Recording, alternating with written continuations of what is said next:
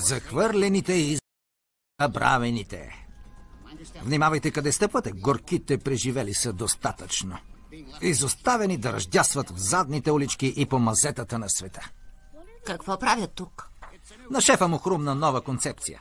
Вместо да ги хвърляме, ние ги събираме и пазим. Той нарича това бирециклиране или нещо такова. Доплаква ми се, като виждам как са се отнасяли с тях.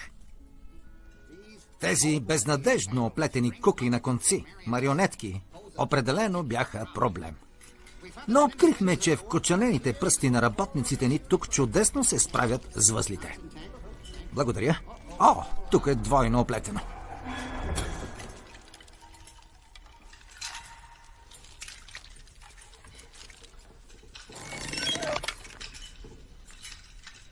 И ти си също като мен, приятел. Недоверчив. Недоверчив, като Скруч. Северният полюс, дядо Коледа, този влак. Всичко това са халюцинации, причинени от лошо храносмилане. Знам те какъв си, ти се съмняваш. Ти не вярваш, нали? Ти не вярваш, съмняваш се.